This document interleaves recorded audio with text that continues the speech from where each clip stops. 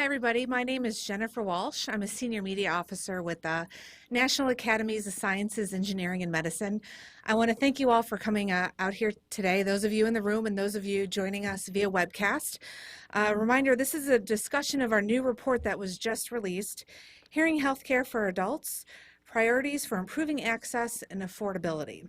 And I wanted to let folks know that we do have a hearing induction loop for telecoils available, as well as closed captioning below the viewer on the webcast. This report is now available and it can be downloaded online along with other related materials to the report at www.nas.edu/hearing.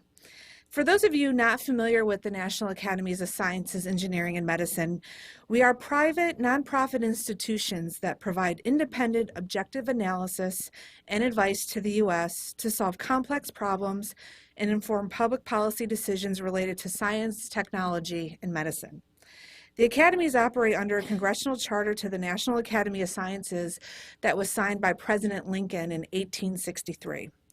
For each requested study, panel members are chosen for their expertise and experience and serve pro bono to carry out the study's statement of task. The reports that result from the study represent the consensus view of the committee and must undergo external peer review before they are released, as did this report. And I have with me 5 members of the committee that wrote the report to discuss the report's findings and recommendations today. First, we have Dan Blazer, Chair of the committee, and the J.P. Gibbons Professor of Psychiatry Emeritus at Duke University Medical Center. Next, we have Nicole Maroney, the James S. and Diane Pignatelli Unisource Clinical Chair in Audiologic Rehabilitation for Adults in the Department of Speech, Language, and Hearing Sciences at the University of Arizona, Tucson. Next is Brenda Batat, an independent consultant from Bethesda, Maryland. Also joining us is Frank Lin, an associate professor of geriatric medicine and of otolaryngology at Johns Hopkins University School of Medicine and Johns Hopkins Bloomberg School of Public Health. And also joining us is Ellen Flannery, a partner at the law firm of Covington and Burling LLP in Washington, D.C. This will be a 1-hour briefing unless we run out of questions beforehand. And we will start off with an overview of the report's conclusions and recommendations, and then we will open up the floor as well as the web to questions. And I would also like to recognize Kathy Liverman and Sarah Dominance, who are the staff officers for this study. And with that, I will turn it over to Dr. Blazer.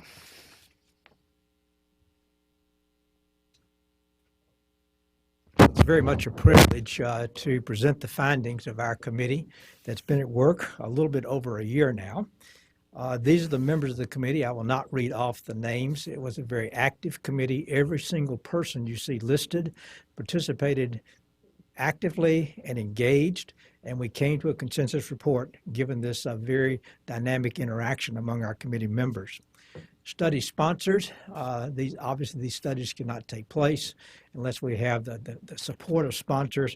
We have quite a list here: the CDC, the Department of Defense, Veterans Affairs, FDA, Hearing Loss Association of America, the National Institute on Aging, and the National Institute on Deafness and Other Communication Disorders. All of them were very active in encouraging us to do this report. We obviously did this independent of their, once they sponsored the report, our findings were independent, and we reported out to them a week ago. So here's an abbreviated statement of task. And I'm going to read through this just so you know what we were tasked to do. And also, you should recognize that we were not tasked to do anything more beyond this. An ad hoc committee will address how to improve accessibility to and affordability of hearing health care for adults, excluding surgical devices that would include such things as cochlear implants and related services and pharmacological therapies. Specifically, provide a contextual background addressing the importance of hearing to individuals and societal health, productivity, and engagement. Access federal regulations for hearing and dispensing. Address hearing healthcare access and affordability, and provide recommendations aimed both at solutions that are implementable and sustainable in the short term, as well as those that may require a longer time frame. I think we addressed every one of these charges in our report. This is a very complex report, by the way. It's one that we obviously cannot present in any great detail in this particular briefing. I really would encourage you to read it. I think it's a very well-written report and contains an incredible amount of information. Just a couple of brief definitions. We use the term hearing loss. We did not use deafness. We did not use hearing impairment. We used hearing loss as the term throughout the report. Second, it's been associated with many serious medical comorbidities such as depression, anxiety, low self-esteem, insecurity, social isolation, stress, mental fatigue, cognitive decline and dementia, etc. Both the severity of hearing loss and the impact of hearing loss has on individual lives may vary. More research is needed to understand the impacts, and that variability is extremely important. This is not just what normally occurs with aging. It has been estimated, however, that over 30 million individuals, 12.4% of Americans aged 12 and older in the United States, have hearing loss. And the unmet need for hearing health care is very high. Estimates of hearing aid use are that 67 to 86% of adults 50 years of age and older who might benefit from hearing aids do not use them. So we have a very prevalent condition, and we have a condition that is not being treated as adequately as it should be. And this shows the prevalence by age. This is a self-explanatory slide. As you get older, your likelihood that you're going to develop hearing loss is going to expand greatly. So the question is, why focus on hearing loss now? Number one is the changing demographics. Even though there's no evidence that hearing loss per 100 individuals in the population is actually increasing, what we actually do know is that we're going to have far more individuals in this older age group, and so we're going to have more people in our society with hearing loss in the future, even though the so-called prevalence does not increase. Second thing is recognizing hearing loss as a public health priority and societal responsibility. This is not just an individual condition. It's not a condition that just happens with aging and we can just ignore it as a health issue. It is a health concern, a public health concern.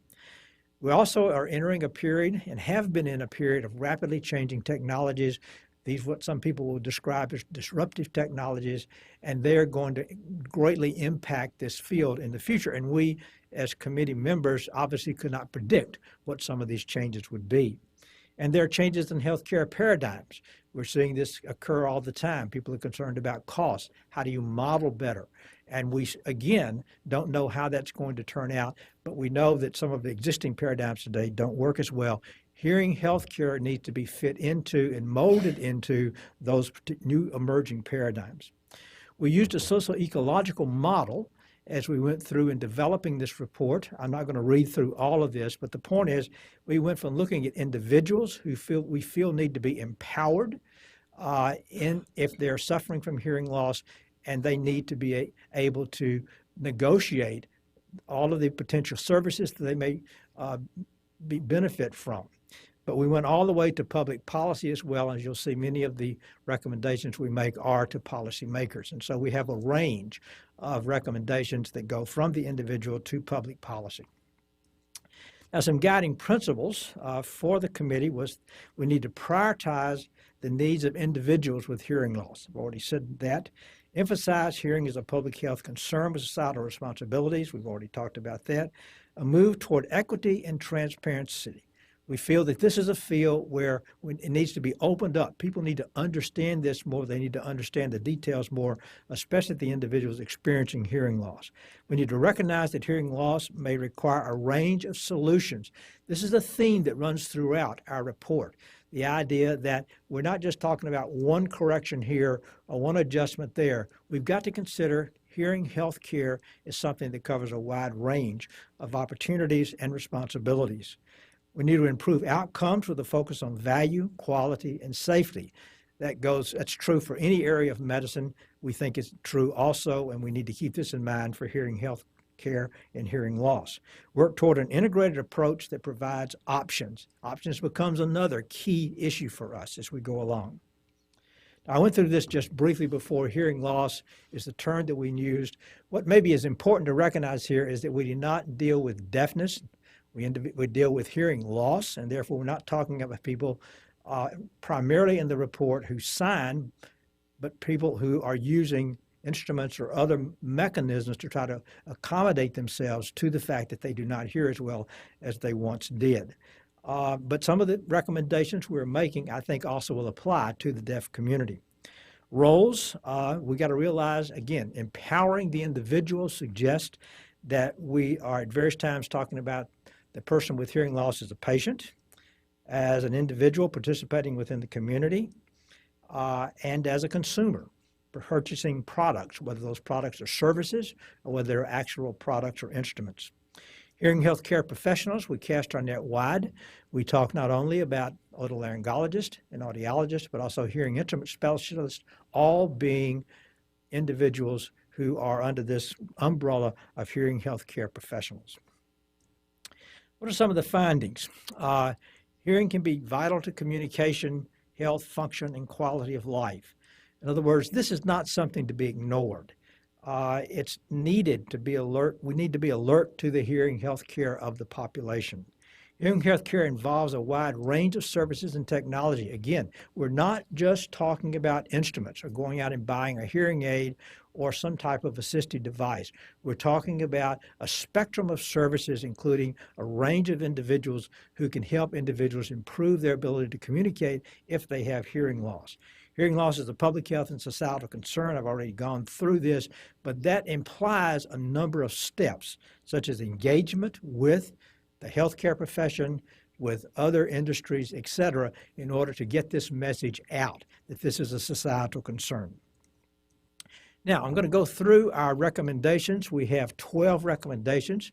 They're dense. They're justified in the text. I'm obviously not going to be able to justify all of them. And what may be most pertinent in terms of this presentation is that we have multiple actors for every one of these. I'm going to avoid going through all the actors and talk about the actions. And so that's what you see in yellow here, but you will have this available to you. First recommendation is a goal is to improve population-based information. Strengthen efforts to collect, analyze, and disseminate prospective population-based data on hearing loss in adults and the effects of hearing loss and its treatment on patient outcomes. We do know that hearing loss, in fact, leads to some adverse outcomes, cognitive dysfunction, isolation, depression, and some other conditions. But the data in this area is really quite scarce. We need to know much more about what hearing loss may lead to in terms of health outcomes. So that's a really key area where we need more data. It's not the only area, but it's an example of the key area where we just are lacking data. Number two, the goal is to develop and promote measures to assess and improve quality of hearing healthcare services. Align and promote best practices and core competencies across the continuum of hearing healthcare and implement mechanisms to ensure widespread adherence, and research, develop, and implement a set of quality metrics and measures to evaluate hearing healthcare services with the end goal of improving hearing and communication-focused patient outcomes. Bottom line here is that there are many different measures and there are many different terms and many different cutoffs that people use in terms of assessing hearing loss and the problems that might be associated with hearing loss. And therefore, one professional may not be able to talk to another professional, and coordinating these we feel to be very important. So we want measures to be developed. We did not prescribe what those measures would be, but measures should be developed that can be used uniformly across this field. Goal number three, remove the FDA regulation for medical evaluation or waiver to purchase a hearing aid. I'm not going to read through this. I'll try to explain just very briefly right now. In order to receive an evaluation for a hearing aid from an audiologist or from a hearing aid specialist, one needs to have seen a physician and be referred for that.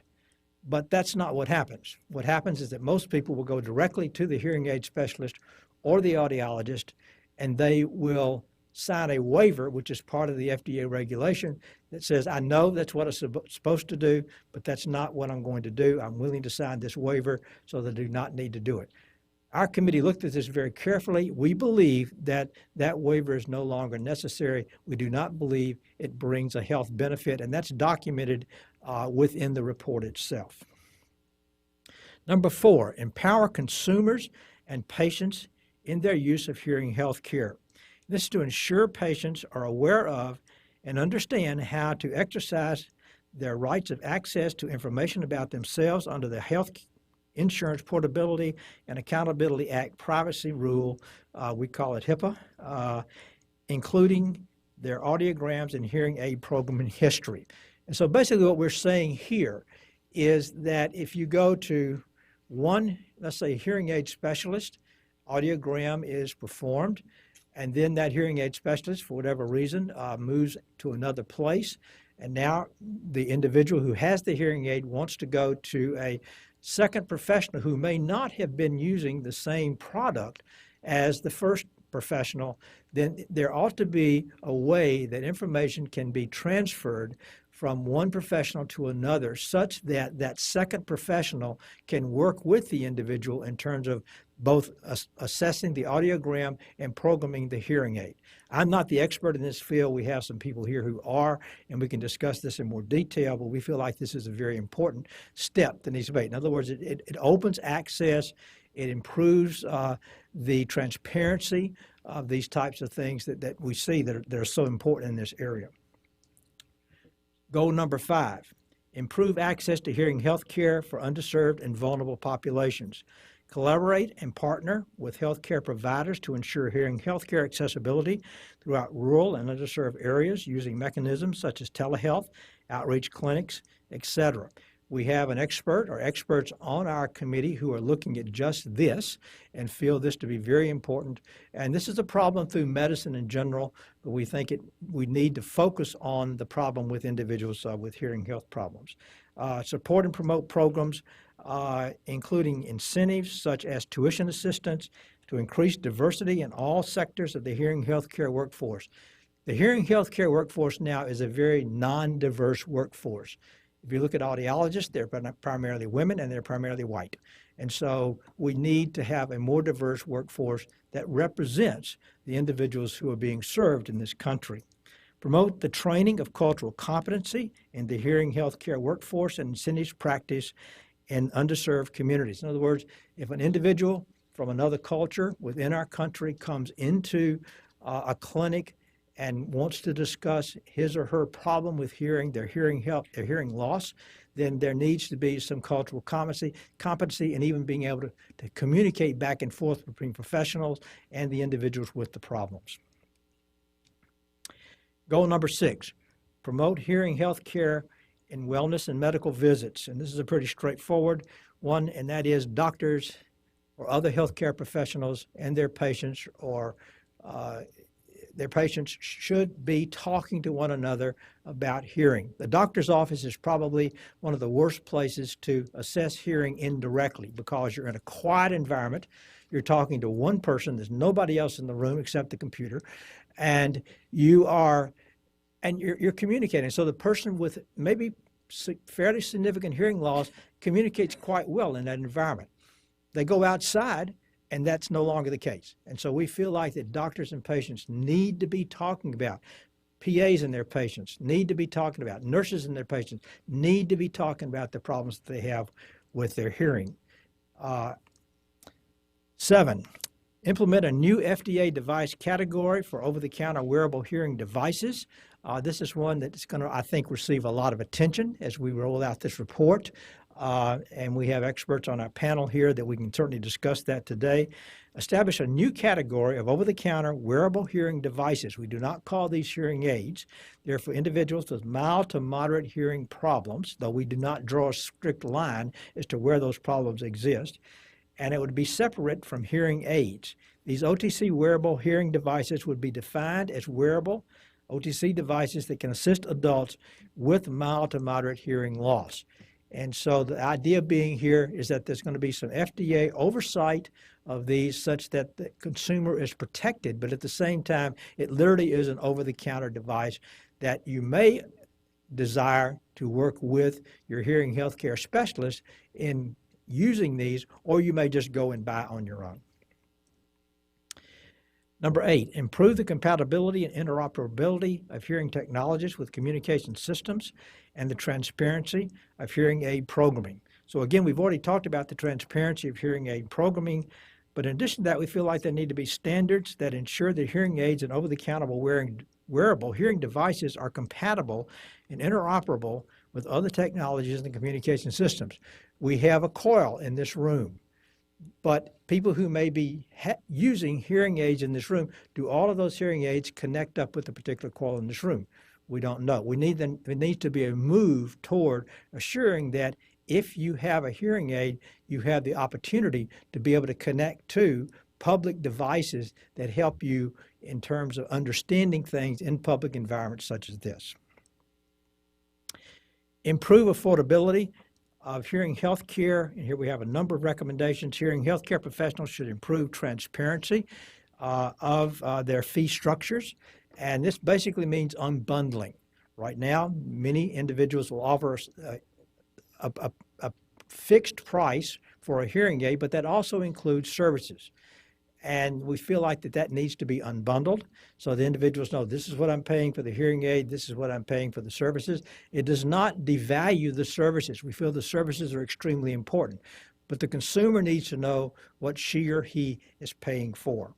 CMS should evaluate options, including possible statutory regulatory changes in order to provide coverage so that treatment of hearing loss is affordable for Medicare beneficiaries. We know this is a reach because there are many competing factors working with looking for funding under Medicare. And right now, Medicare does not define hearing loss as a disease.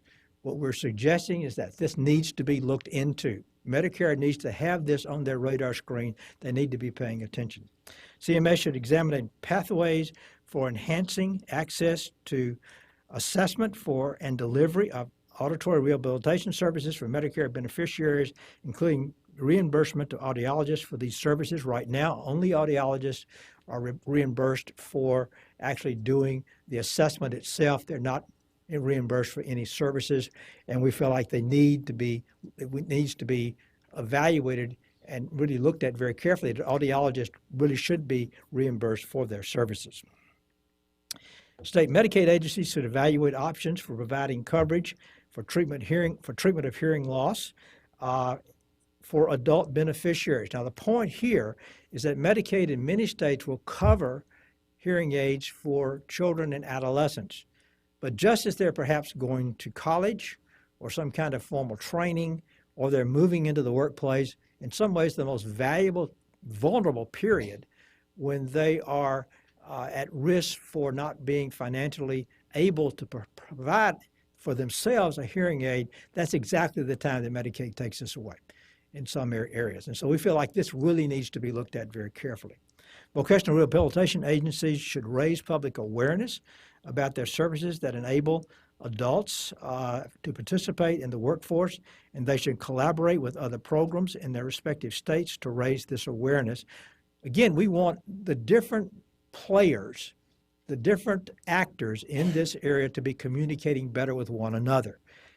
Hearing health care professionals and professional associations should increase their awareness and understanding of vocational rehabilitation programs and infer as appropriate. Many times, healthcare providers don't think about hearing health care as something that you might hear. Somebody with a hearing loss is something that you might be referring to a vocational rehab service. It's just that connect is not there.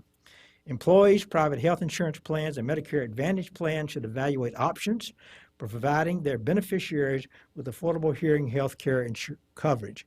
This happens in some cases, but in the vast majority of cases, it does not.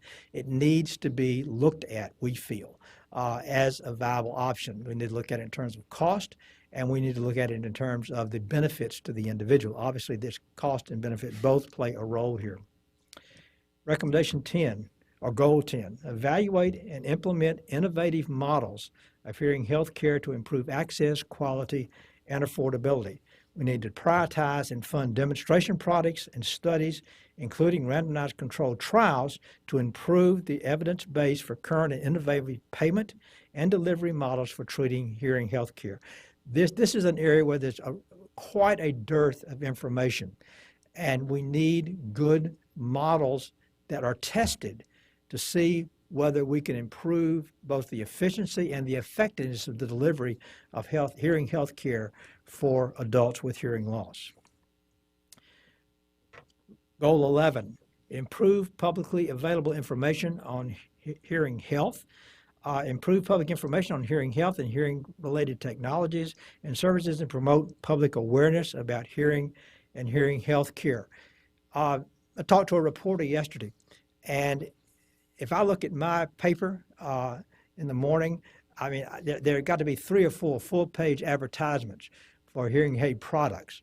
But in any given, not day, week or month, how often do you actually see a story on hearing loss? It's rare. And so we feel that there needs to be more information, correct information, non-proprietary information out there about hearing loss and hearing health care. And we've noted a number of agencies that could be involved in this. And finally, and this one is self-explanatory, promote individual, employer, private sector, and community-based actions to support and manage hearing health care and effective communication. And we've got a whole series of actors here, individuals, families, community. I'm not going to read through it. You can read through this yourself. The point is, this involves every one of us. We should be aware of this. And I'm a personal testimony to this. I came onto this committee as chair because I was unbiased. I'm unbiased for one simple reason. I didn't know anything. And I learned an incredible amount.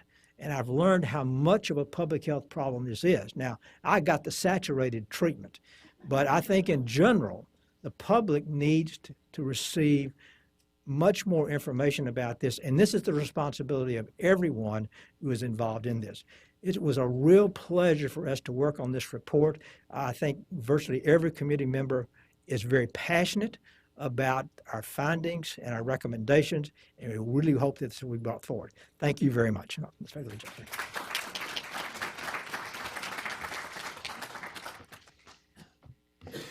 Thank you, Dr. Blazer. And I just wanted to let everybody know that these slides will be available on the website I mentioned at the beginning of the webcast. Again, that website is www.nas, as in National Academy of Sciences, .edu.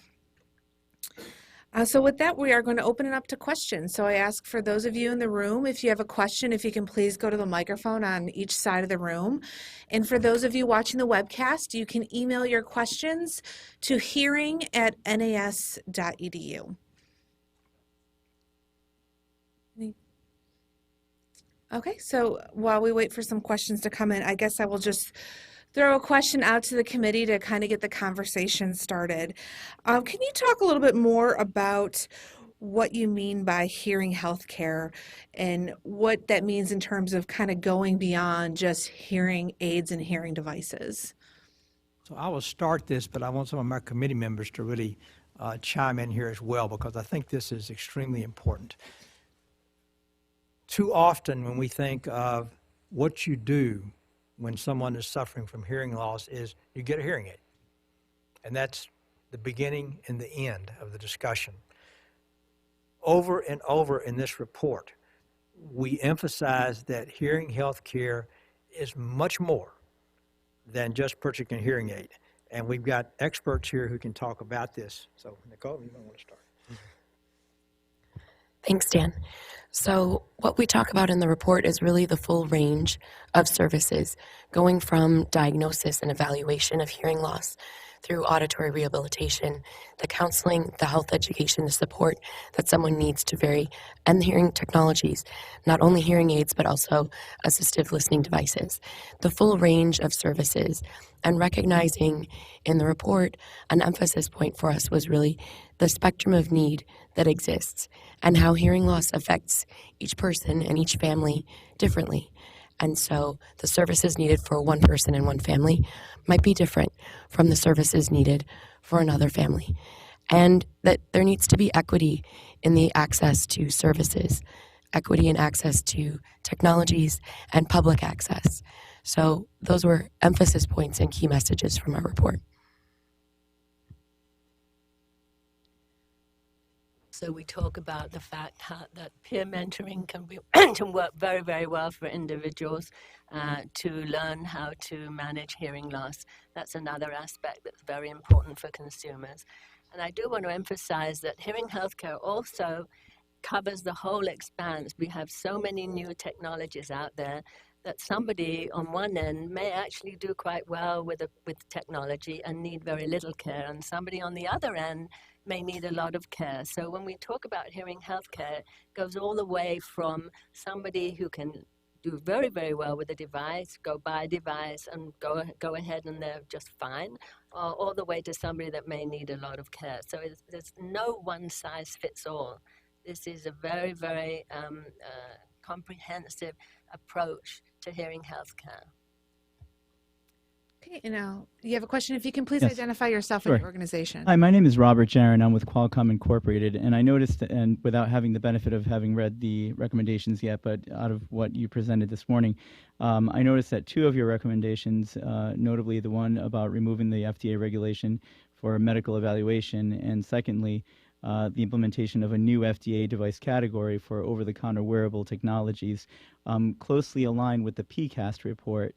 How closely do they align with the PCAST report? Do they differ at all? Can you comment a little bit on both? Thank you. So interestingly, we had an interesting discussion with the PCAST operators yesterday in the executive office at the President's in the President's complex. What I would say is that we began our deliberation before we were aware of the PCAST report being developed. We continued with our recommendations and our mining of the data, trying to find out what was going on. We had a briefing from Chris Castle, who headed that group.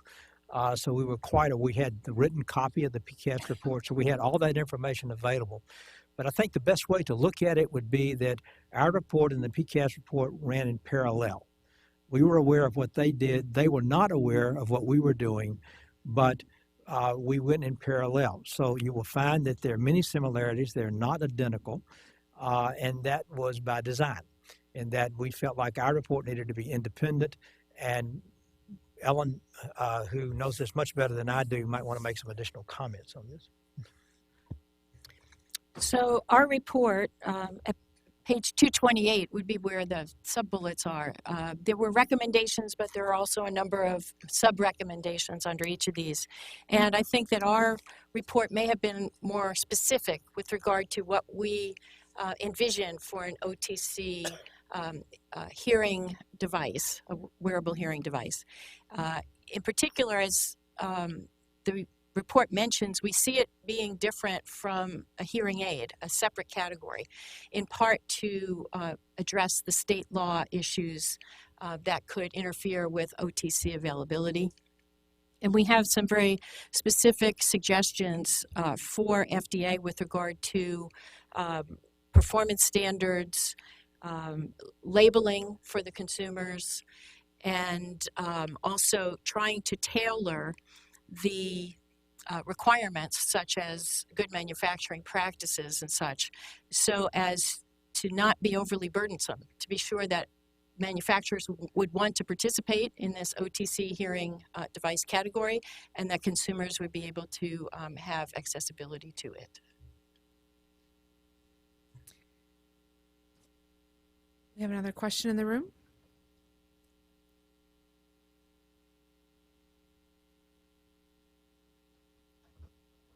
Thank you. I actually have two questions. My name is Alicia Spohr. I'm here on behalf of the Academy of Doctors of Audiology.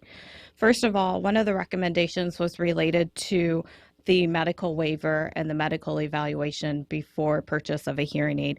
But I'm curious if the committee looked at any type of recommendation for hearing evaluation prior to the purchase of a device.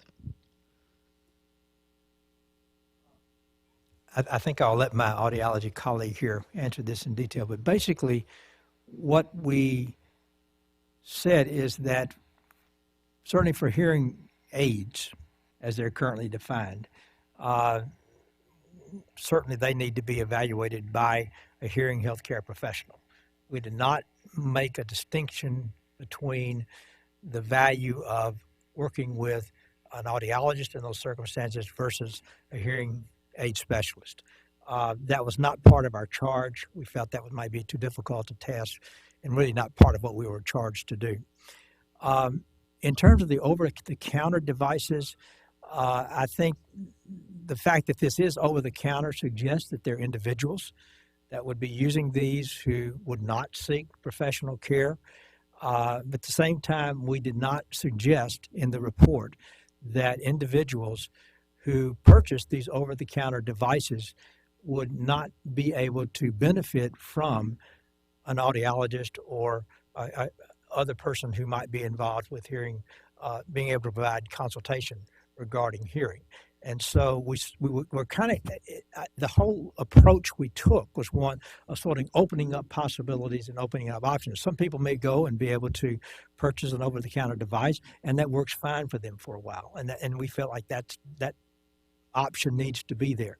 But there will be other individuals that they need to be in consultation with a professional to kind of see where they go. So I'm going to turn this over to Nicole.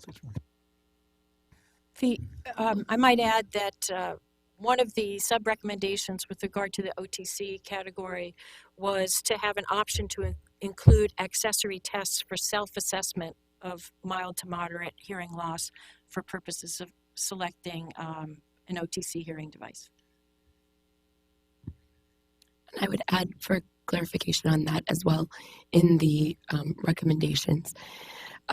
There's also, that's part of the role for FDA and consumer labeling, for consumers to really be educated and empowered and to have access to services and accesses to professional services as well throughout the rest of our recommendations. So it's not just completely independent of that.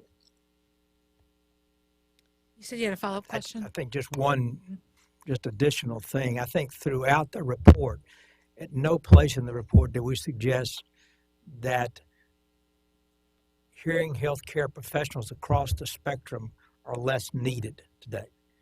We really see the increased value of these individuals, and that's one of the things that our report emphasizes in terms of making certain that the public understands what value these professionals bring to individuals with hearing healthcare. Thank you. And actually, I think you kind of led into my next question. So thank you for answering it that way. I'm curious now that this report is out, and I realize that we are, 40 minutes into the report being released, but I'm curious what the next steps are. Is this report going to be briefed to CMS, FDA? I understand it's possibly already gone through Congress and the sponsors a couple of weeks ago, but I'm curious, where is this going from this point forward? Thank you. So I'll make a couple of comments, but I think others may, and Jennifer especially, may want to make some comments as well. Our work is completed in terms of the report itself, and our committee is disbanded, and our charge doesn't go beyond producing the report itself. So that little detail, which is not such a little detail, needs to be understood. We very much want to see this report get legs and move in many different directions. We're willing to brief various organizations. We briefed the sponsors a week ago. We briefed Science and Technology yesterday. We're going to be briefing the Hearing Loss Association in about 3 weeks at their annual meeting. There are going to be many opportunities for us to get the word out in terms of the content of this report and the recommendations that we're making. We feel that if CMS asks, or if we can find a way to brief them on this, we will definitely do that. I mean, we will find a way to do that. And so, but I think what's important to recognize is that this now has sort of moved beyond the national academies and it's moved into the public. We've made our recommendations. We really want to see the different actors that we've listed in this report to start acting, but equally important, we feel these actors need to be acting together and in coordination. And so we're hoping that they will begin to talk with one another. They have much in common. being challenged by the very same issue, the more they're communicating with one another, the better we're going to be. So we want to be sure that that happens. So Jennifer, you have anything? I don't have much to add to what you said, Dr. Blazer, but I will just say that website I pointed out, again, nas.edu/hearing, has some great resources for various audiences. So it's not just, our reports are mainly written for numerous stakeholder groups. So, our materials that are available on that website really break it down to various audiences. I believe we have a question from the web. This question comes from Jamie Banks. Jamie says, prevention is so important to reducing the magnitude of this public health problem. Does the report discuss preventive measures? Yes, we do. But I'm going to turn this over to people who can maybe answer this more directly. Maybe Frank. Sure. The issue of prevention is extremely important, and it's discussed in the sixth chapter, chapter 6, in our discussion about the steps and roles that each individual, each family, each community, all the way up to public policy can be taken.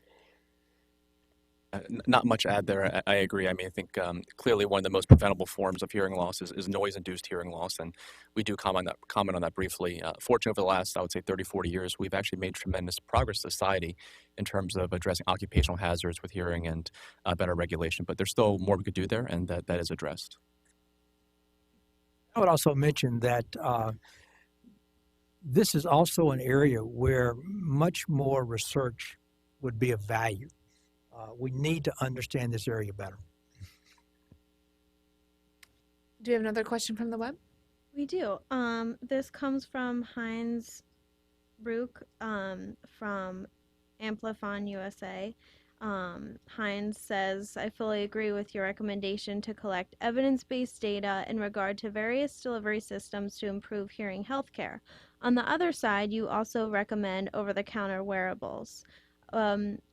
What is the evidence-based data that over-the-counter wearables will improve patient outcomes and/or penetration?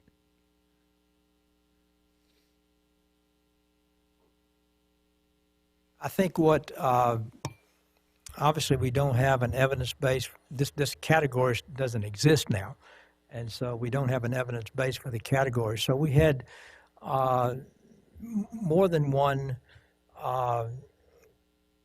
charge with this committee, and one was to look into possibilities for what could be done to improve in a safe way affordability and accessibility to hearing health technologies. I think it goes without saying, but it's probably worth saying, that if we see this go through the FDA and this device category is approved, there definitely will need to be studies of the effectiveness of these devices, the over-the-counter devices. There will also need to be, we think, more studies of the effectiveness and the barriers to the effectiveness of hearing aids. There is not as much data there as we need. And so, again, definitely there needs to be more evidence, but we feel like there needs to be a move forward to opening up options now, not waiting for evidence for devices not even there yet. We were very focused upon safety in terms of these devices, effectiveness and safety, but safety specifically is something that the FDA could look at, and then I think effectiveness gets evaluated as time goes on. Does any others want to make some comments on that? I might add, we also talked in our report about the personal sound amplification products, the PSAPs, and the variations in quality of the various PSAPs and the increasing interest in PSAP marketing. So that also is discussed in our report in connection with one of the reasons why we wanted to have an OTC wearable hearing device category. We're also focusing very much on the consumer needs, and there is a big need out there for something else, and something that is easily accessed and hopefully less expensive to acquire. And so this was one of the reasons why we wanted to move forward with this recommendation. There's a big need for it. And there was as part of the CTA survey of people using PSAPs, they were asked if they would actually, if the PSAP wasn't available, if they would get regular hearing aids. And a big percentage of them said they wouldn't. So clearly there is a need, and our main focus throughout the whole committee was focusing on the consumer need. It was a very important part of our discussion. And we have another question from the web. This question comes from Virginia Ramachandran from the American Academy of Audiology. Virginia asks, is there any recommendation for over-the-counter devices to have extended trial periods as with hearing aids so that patients cannot be expected to spend substantial resources before finding that they require more extensive treatment? We did not drill down to that type of specific in our recommendation. We were much more focused upon a recommendation to the FDA in terms of how one would implement this category itself. We did not take the additional steps in this that you mentioned in the question that came on. And then we have a question from the room. Hi, Ingrid Lucis with the American Speech Language Hearing Association. Wanted to thank the committee for all your hard work and really support the need for more data and outcomes measures. I do have a question related to the over-the-counter device. And while you talk about the need for consumers to have this over-the-counter device, you're also talking about insurance companies and better coverage for insurance. Did the committee at all discuss that the unintended consequences that the insurance companies may now look to the OTC device and say, we're not going to cover anything because you've got this OTC option out there, and what the slippery slope of that might be? And also, second question, what, if any, discussions were related to access to these devices for children? And I know this committee was tasked with adults. However, once you make something OTC, how do you protect the children in this area? I think the issue about protecting children is a very important one. We did not address that because we did focus on adults. So that I can answer that part of the question pretty clearly. I wonder if some of the other committee might want to address to the first part of the question. Anyone? So I think a key distinction has to be made between, again, coverage of services versus coverage of technology. And I think one strong point the committee felt very, very strongly about, and which is emphasized throughout the report, is that both are critical. And for any given person, some people may need the full gamut of comprehensive services and a device. Some people, like Brenda mentioned, just may need a device. I think the key thing here is we never saw an over-the-counter wearable device as being mutually exclusive from use of services. We saw very much possibly a model that someone may purchase an over-the-counter device and then seek out a hearing health professional for better use in terms of how to fit it and how to accommodate to their lifestyle and have rehabilitation. So we never saw it as mutually exclusive at all. And I think one key thing there too, which Ellen pointed out Nicole pointed out, is that within the scope of what we recommend to the FDA is that some very, very clear consumer information being provided with an over-the-counter wearable device. Very much pointing out that you may still need the services of a professional to help you use this device properly, but the device itself would be available over the counter. You have a question? Hello. Oh, sorry. Thanks. I was just going to add to that it's important to also, when you're reviewing that set of recommendations, the limits on that category and how the category is not exactly the same as a hearing aid category. We're proposing it as a different category, and that would be appropriate for a subset of the population, not the entire population with hearing loss. And so it's very important, again, like Frank mentioned, for the consumer labeling portion of the recommendations related to expectation of benefit. And also, in terms of protections, we do make a recommendation that needs to be carefully looked at with experts in hearing conservation in the future as FDA approaches that step. So we did consider those aspects in our discussion. It's outlined in the report.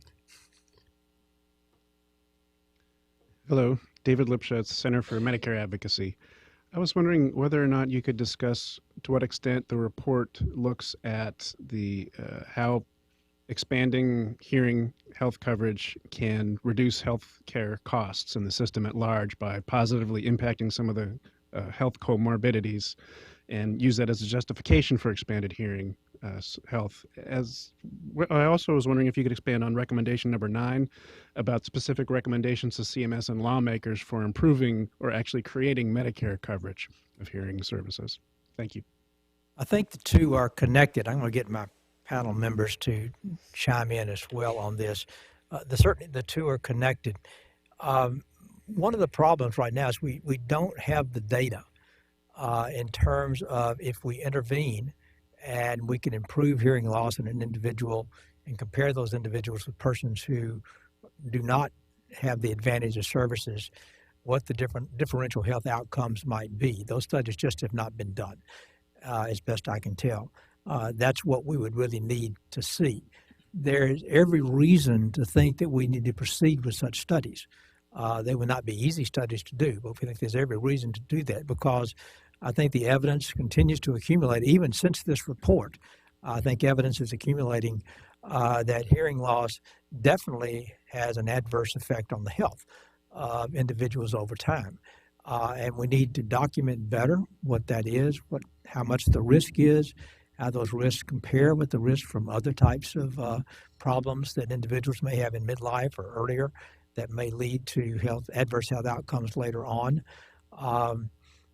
So this is an information gathering process, and we're not at the stage yet to be able to say this is more valuable than that. We are at a stage, we feel, where we can say that this cannot be dismissed as something that is not relevant to one's health over time.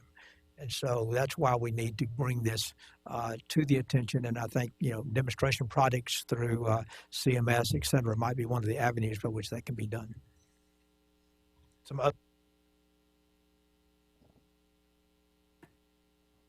And briefly, I agree. I think the one thing to point out throughout the committee report is that there's a dearth of evidence showing, well, what actually is the broader impact of hearing healthcare on adults in terms of possibly reducing morbidity and mortality, reducing, let's say, rates of dementia and things like that.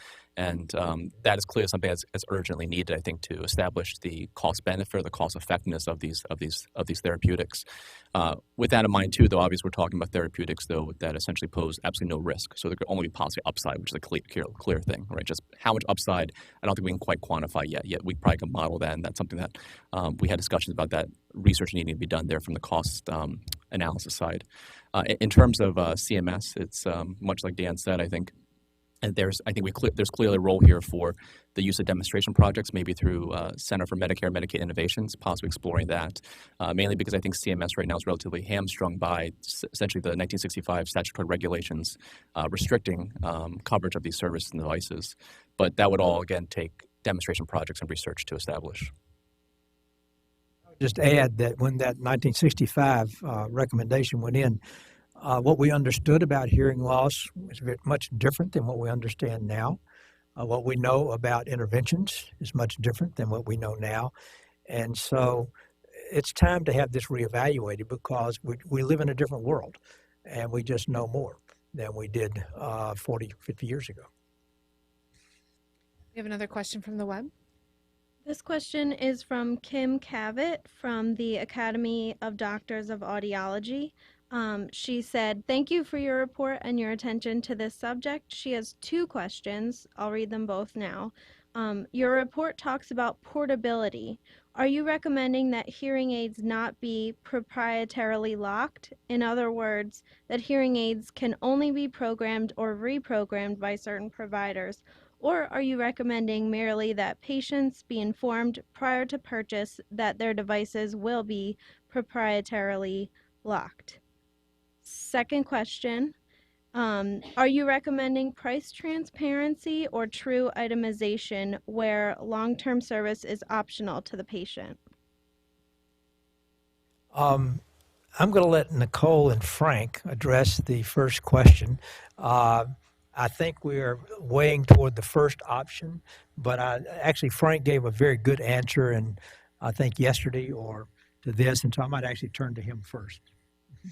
Thanks, Dan. I think one of our specific bullet points under Goal 8 was to develop implement standards for an open platform approach, getting very much the idea that certain types of hearing aids nowadays can be essentially locked down so that only a participating provider can get access to that hearing aid.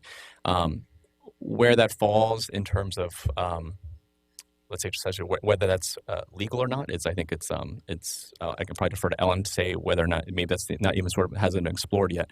What we did recognize from our review and talking to people who have experienced this though, and people who actually provide this, is that a lot of times when consumers do purchase a hearing aid, which may be proprietarily locked down, they're certainly not informed of that. And that's whether the regulations say in the end that you just have to be aware of it or whether or not they should be open. I think I don't think we had a specific opinion on that quite yet, but there clearly needs to be more transparency in that.